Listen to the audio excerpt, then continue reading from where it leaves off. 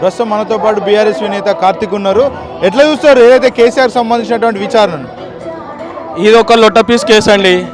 ఏంటంటే విచారణ చేయాల్సింది రేవంత్ రెడ్డి అల్లుడిని విచారణ చేయాలి, కోమటిరెడ్డి వెంకటరెడ్డి గారిని విచారణ చేయాలి, పొంగులేటి శ్రీనివాస్ రెడ్డి గారిని, కొండా సురేఖని, వాళ్ళ మంత్రి క్యాబినెట్ని విచారణ చేయాలండి. రేవంత్ రెడ్డి గారు ఒక మొగోడైతే, ఒక అమ్మాయి గుట్టుంటే సూటిగా నేను ఒకటి అడుగుతున్నా, రేవంత్ రెడ్డి నువ్వు ఏదైతే కేసీఆర్ గారిని మీద తప్పుగా ఏదైతే మాట్లాడుతున్నావో, నీకు ముందుంది ముసళ్ళ పండగ. నువ్వు ఎన్ని రాష్ట్రాలు తిరుగుతున్నావో తెలుసు, నువ్వేమేం చేస్తున్నావో తెలుసుకుంటున్నామండి. ఇప్పుడు కేసీఆర్ గారు వస్తా అంటున్నారు, రానైతే అనలే కదా, రానైతే అనలే, వస్తా అన్నాడు. వస్తా అన్నప్పుడు నువ్వు ఎందుకు భయపడుతున్నావు అండి? అంటే కేసీఆర్ గారు తప్పు చేయలే. ఏంటంటే వీళ్ళదేంటి లొట్టపీసుల కేసులు ఇవన్నీ, ఈ ఈటీ కేసులని, సిబిఐ కేసులని, అన్ని లొట్టపీస్ కేసులు. ఒక్కటి నేను చూడు, కేసీఆర్ భయపడుతున్నాడు అంటూ కాంగ్రెస్ పార్టీ నేతలు కొంతమంది చెప్తాం. అరే కాంగ్రెస్ కేసీఆర్ గారి కాళ్ళు కొరకు కూడా రేవంత్ రెడ్డి పనికిరాడని చెప్తున్నా. KCR is the brand of Telangana, is the history of Telangana. ఒక చరిత్ర చదవాలంటే కేసీఆర్ చరిత్ర చదివితే చాలండి. మాకు ఏమనుకుంటున్నా అంటే రేవంత్ రెడ్డి గారు ఈ కేసీఆర్ని లోపలికి వేయచ్చు, ఏపిస్తే ఏం కాదు విచారణలు అయితే. కేసీఆర్ జోలికి రా, నీకు ఇంకా జరగలే. మాది మేము ఇంకా లైట్గానే ఉన్నాం. మేము మూమెంట్ ఇచ్చినాక ఉంటుంది మాది మూమెంట్. కేసీఆర్ సంబంధించినటువంటి నివాసానికి గోడకు ఏదైతే నోటీసులు అంటించారు, దాన్ని మీరు ఎట్లా చూస్తారు? రేవంత్ రెడ్డికి నోటీసులు నీ మంత్రులే పోతురు. నీ ట్రాన్స్పోర్ట్ మినిస్టర్ పోయిండు కేసీఆర్ ఫామ్ హౌస్కి, కొండా సురేఖ పోయింది, సీతక్క పోయింది. కేసీఆర్ ఏడు ఉంటుండని రేవంత్ రెడ్డికి అంత నాలెడ్జ్ లేదా? నువ్వే ఒక హోంశాఖ మంత్రి, ఎడ్యుకేషన్ మినిస్టర్, నువ్వే, నీకు అంత నాలెడ్జ్ లేదారా? అంటే కేసీఆర్ ఏదైనా కాదు కదా నోటీసులు పంపించింది, సిట్ అధికారులు కదా. అరే ఇదంతా game from Revanth Reddy. Revanth Reddy game ఇదంతా, ఇది రేవంత్ రెడ్డి గేమ్. నేను ఒక సూటిగా చెప్తున్నా, రేవంత్ రెడ్డి గారు మాతో మంచుకుంటాం. కేసీఆర్ జోలికి మళ్ళీ వచ్చిన మా మంత్రి గారు కేటీఆర్ గారికైనా, హరీష్ రావు గారికైనా, సంతోష్ అన్న గురించి ఇంత తప్పుగా మాట్లాడుతారు, తర్వాత మేము చూపెడతామండి. వాళ్ళకి 70 mm వరుసగా బీఆర్ఎస్ నేతలకు నోటీసులు పంపిస్తున్నారు అనుకోవచ్చు అండి. 20 తారీఖు హరీష్ రావు గారికి ఇచ్చారు, 2 రోజులు గ్యాప్ ఇచ్చి కేటీఆర్ గారికి ఇచ్చారు, దాని 3 రోజులు కలిపి సంతోష్ అన్నకి ఇచ్చారు. అంటే ఈ విచారణ కాదు, డైలీ సీరియల్. ఇప్పుడు ఒక సీరియల్ వస్తుంది, సగం కట్టింగ్ వస్తుంది, ఇది అట్లనే ఉందండి. రేవంత్ రెడ్డి ఒక మొగాడైతే ఫస్ట్ నీ అల్లుడిని, నీ పొంగులేటి శ్రీనివాస్ రెడ్డి కొడుకుని విచారణ చేయమని నేను అది కోరుకుంటున్నాను. Thank you. కాంగ్రెస్ వాళ్ళు చేసిన దోపిడీ స్కామ్ మీద బయట పెట్టిర్రు అనేది ఒక వీళ్ళు డైవర్ట్ చేసేందుకే ఇలా ఇది నోటీస్ అనేది తీసుకొచ్చారు. అవునండి, ఫోన్ ట్యాపింగ్ చేసేది ఎవరు చేస్తారు? అదే మన అధికారులు చేస్తారు. అది కూడా ఎవరి మీద చేస్తారు? దొంగల మీద, క్రిమినల్ల మీద, అదే టెర్రరిస్టుల మీద, దేశద్రోహుల మీద చేసే ఫోన్ ట్యాపింగ్. అదే గత ముఖ్యమంత్రి ఫోన్ ట్యాపింగ్ ఎందుకు చేస్తాడు? ఆయన ఫోన్ ట్యాపింగ్ చేస్తా అనుకుంటారా? అధికారులు చేస్తారు. అధికారులని నువ్వు ప్రశ్నించు, అధికారులకు నోటీస్ ఇవ్వు. కావాలని ఒక బురద దళితం తెలంగాణ రాష్ట్రాన్ని సాధించిన మానేయుడు, తెలంగాణ రాష్ట్రాన్ని సాధించి ప్రజల చేతిలో పెట్టిండు. కాళేశ్వరం ప్రాజెక్టు కట్టి లక్షలాది ఎకరాలకు నీరు అందించిండు. రైతు కళ్ళల్లో ఆనందం చూసినాం.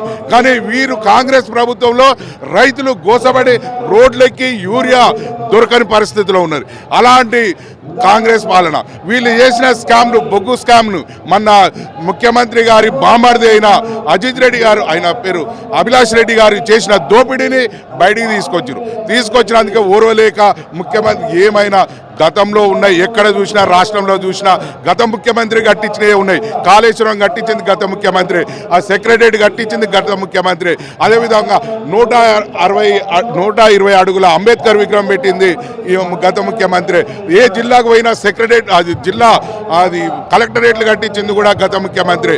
ప్రతి పల్లెకు పోతే పల్లె ప్రకృతి వనాలు కట్టించింది ముఖ్యమంత్రి గారే, గత ముఖ్యమంత్రి గారే. ఏమైనా కేసీఆర్ చేసిన అభివృద్ధిగా ఉన్నది. మరి వీరు చేసిన శూన్యం ఏం లేదు. 2 సంవత్సరాల పాలనలో డైవర్ట్ పాలిటిక్స్ రాజకీయాలు. వీళ్ళు చేసినవి ఏంటంటే హైడ్రా పేరుతో పేదల ఇండ్లు కూడా కొట్టిర్రు, ప్రజాభవన్ పోతే నిరుద్యోగులు పోతే ఉద్యోగాలు ఇవ్వలేదు. అదేవిధంగా వీళ్ళకు నిరసనలు వ్యక్తం అవుతున్నాయి. పెన్షన్ ఉద్యోగులకు పైసలు ఇవ్వలేని పరిస్థితి, దాచుకున్న పైసలు ఇవ్వలేదు. మా మాజీ సర్పంచ్లకు 2 సంవత్సరాలన్నర ఈ ప్రభుత్వాన్ని ప్రశ్నిస్తే మా బిల్లులు ఇవ్వలేని పరిస్థితి. అలాంటి పరిస్థితులు వీళ్ళు డైవర్ట్ చేసేందుకు ఇది ఒక నాటకం ఆడుతున్నారు. ఇప్పుడు మొన్న ముఖ్యమంత్రి గారు అక్కడ విదేశాలకు పోయినప్పుడు అక్కడ అడిగిర్రు, ప్రెస్ మిత్రులు అడిగిరు, ఏంది తెలంగాణ రాష్ట్రంలో ఏం జరుగుతుందంటే ఆయన చట్టం పని తను చేసుకుంటూ పోతుందని చెప్తున్నారు. మరి గతంలో ఉన్న ముఖ్యమంత్రి కూడా చట్టం పని తను చేసింది అన్నట్టే ఉంటుంది కదా. వీళ్ళు ఏమైనా పరిపాలన చేతగాక వీళ్ళు చేసిన 6 గ్యారెంటీలు 420 హామీలు అమలు పరచలేక సంబంధించి బిల్లులు లేవు, డబ్బులు లేవు, ఖజానా లేదని చెప్తా ఉన్నారు. మరో పక్క చూసుకుంటే పెద్ద పెద్ద బడా కంపెనీలకు సంబంధించినటువంటి కాంట్రాక్ట్ బిల్లులు అంతా కూడా క్లియర్ చేస్తూ ఉన్నారు. ఎట్లా చూడొచ్చు అంటారు? ఇది వారు కమిషన్లు వచ్చేది పర్సంటేజీల పంచాయతీ అనేది చూసినాం. అది ఏంది ప్రిన్సిపల్ సెక్రటరీ, అది ఫైనాన్స్ సంబంధించిన ప్రిన్సిపల్ సెక్రటరీ ఆడ 10 అది ఏమంటారు చూడు 10% నుంచి 12% దాకా కమిషన్లు ఇచ్చిన కాంట్రాక్టర్లకే బిల్లులు ఇస్తారు. బడా కాంట్రాక్టర్లు, చిన్న కాంట్రాక్టర్లు సర్పంచ్లు బిల్లులు పైసలు ఇవ్వలేరు అనేది వాళ్ళకి బిల్లులు ఇస్తలేరు. కాబట్టి గతంలో కేసీఆర్ ముఖ్యమంత్రి హయాంలో ఉన్న గ్రామాల్లో చేసిన వాళ్ళు మా మీద ఒక కక్ష సాధింపుగానే మా మీద చూసిండు. కానీ నువ్వు ఇప్పటికీ పరిపాలన దృష్టి పెట్టు, నువ్వు ఆకాశం మీద ఉమ్మేస్తే ఎప్పటికైనా తిరిగి రేవంత్ రెడ్డి మన మీద పడుతుంది అనేది గ్రహించాలి. ఇప్పుడు కాంగ్రెస్ ప్రభుత్వం ఇచ్చింది, మరి పేదలు పెళ్లి చేస్తే కళ్యాణ లక్ష్మి 1,16,000తో పాటు తులం బంగారం ఇస్తున్నావు. అదేవిధంగా చదువుకున్న విద్యార్థులకు స్కూటీలు ఇస్తున్నావు. అదేవిధంగా ముసలవ్వలకు తాతలకు 4,000 పెన్షన్ ఇస్తున్నావు. అదేవిధంగా నువ్వు ఇంకా రైతులకు 10,000 ఉంటే నేను 12,000 ఇస్తానని చెప్పినావు, అది ఇవ్వలేదు. ఒంటింటి మహిళలకు గృహ వాళ్ళకున్న 2,500 రూపాయలు ఇస్తున్నావు, అది ఇప్పుడు కొత్త పెన్షన్లు ఏమి ఇవ్వలేదు. పాత పెన్షన్లు ఇంకా దీన్ని సరిగా పంపిణీ చేస్తలేరు. అటువంటి పరిపాలన కొనసాగుతుంది. గ్రామ పంచాయతీలలో అభివృద్ధి లేదు, ఎక్కడ వేసినా గొంగడ అక్కడనే ఉంది, దష్టంగా ఉన్నది. ఇలా పరిపాలన చేతగాక ఏమైనా అభివృద్ధి చేసిన వారి మీద ఉమ్మేసేందుకు ఇదొక 65 సంవత్సరాలు పైబడినటువంటి వ్యక్తులు విచారణ ఎక్కడ కోరితే అక్కడ చేస్తామంటూ కూడా చెప్పినటువంటి పరిస్థితి. ఈ నేపథ్యంలో భాగంగా కేసీఆర్ మరి ఫామ్ హౌస్లో ఉన్నప్పుడు ఆయన హైదరాబాద్ పిలిపియడం, ఆయనకు సంబంధించినటువంటి ఇంటికి గోడలు నోటీసులు అంటించడం ఎట్లా చూడొచ్చు? గతంలో ఇదే మంత్రులు ఏది తెలంగాణ విగ్రహ ఆవిష్కరణకు ఏడికి పోయి ఇచ్చిరండి, ఎర్రవెల్లి ఫామ్ హౌస్ కాడికి పోయి ఆహ్వాన పత్రిక ఇచ్చాడు పొన్నం ప్రభాకర్ అన్న, అది చూసింది. అదేవిధంగా మొన్న మేడారం జాతరకు పంచాయతీరాజ్ మినిస్టరు అదేవిధంగా దేవాదాయ శాఖ మినిస్టర్ ఇద్దరు కలిసి ఆహ్వానం ఏడ ఇచ్చారు, ఎర్రవెల్లి ఫామ్ హౌస్ కాడ.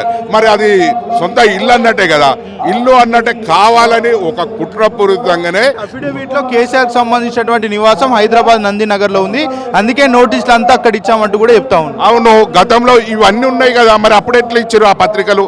అవి ఇవ్వడం కరెక్టే. కానీ వీళ్ళు ఎక్కడ విచారణకు రమ్మంటే అక్కడికి చేస్తామని చిట్టూ చెప్తుంది.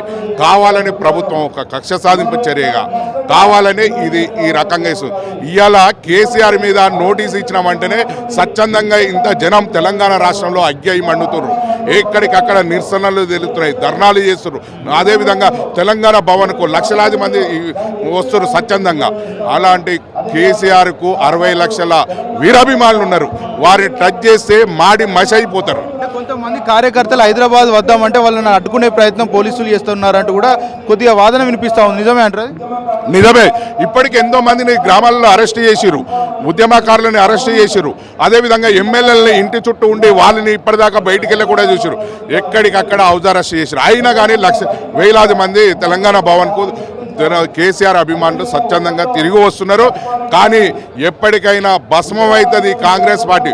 వద్దురా నాయన రేవంత్ రెడ్డి పరిపాలన అంటున్నారు జనం, వద్దురా నాయన ఈ కాంగ్రెస్ పరిపాలన, ఇది స్కామ్ల ప్రభుత్వం, ఇది దోపిడీ ప్రభుత్వం, ఇది దొంగల ప్రభుత్వం అని ఇప్పటికి ప్రజలు ఆగ్రహంగా ఉన్నారు. కేసీఆర్ పని అయిపోయింది, కేసీఆర్ ఫామ్ హౌస్కే పరిమితం అవుతాడంటూ కాంగ్రెస్ పార్టీ నేతలు చాలా బలంగా చెప్తా ఉన్నారు.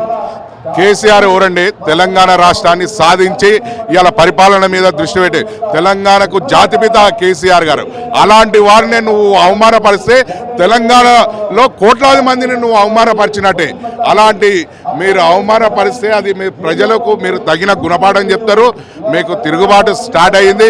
మీ కాంగ్రెస్ పార్టీని తొక్కితే పాతాళంలోకి పోయేటట్టు మీరు సిద్ధం చేస్తున్నారు. అందరూ ప్రజలంతా అగ్రవేశాల మీద ఉన్నారు. మీరు పరిపాలన దృష్టి మీద పెట్టాలి. మీరు ఈ డైవర్ట్ పాలిటిక్స్ ఇప్పటికైనా వదిలిపెట్టి మీకు ఇచ్చినారు 5 ఏళ్ళు ప్రజలు ఇచ్చారు.